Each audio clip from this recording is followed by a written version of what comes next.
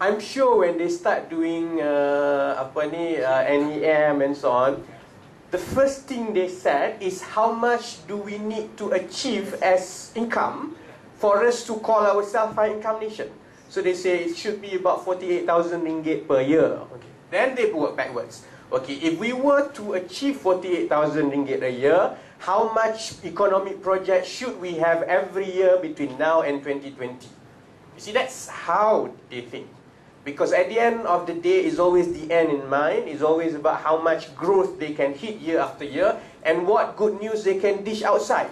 Okay, that's why we end up in the problem that we are, because we have not addressed the fundamental problems of our economy. So that's why the budget is a joke, because that is the flow of thoughts, and that's exactly how these 100 stories buildings come about, 25 billion new financial districts come about, because it's all about mathematically translating those numbers into numbers which have no meaning to us whatsoever.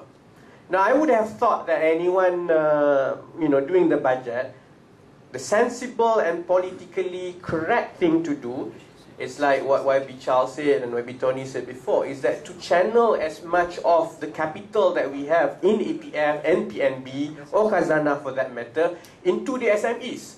Because only by building the SMEs, you can actually have a sustainable sector that do not rely on government contracts. Now look at the statistics on SME.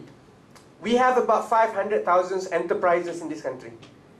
Out of that, about only 5,000 companies considered as big companies. The rest are all considered SMEs. 495,000 of SMEs in this country.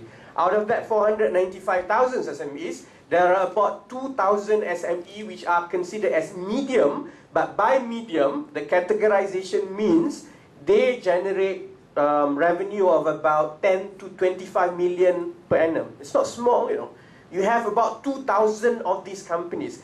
They are stuck because they don't have capital to upgrade. They don't have the technical skill know-how. If only PNB, which was created originally to assist Bumiputra and Malays in terms of capital and equity, if only they actually identify the right and competent companies out of these 2,000 companies, all manufacturing, help them either enter into a joint venture, management buyout, you name it.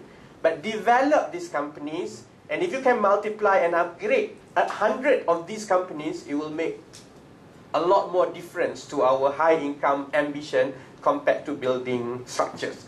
But structures translate to money being paid out, and that will translate to statistics. So the government in Putrajaya, when it comes to economy, unfortunately lately, is only driven by statistics. So until you change the government, you will see the same thing over and over again. I think I get the point through. So thank you very much.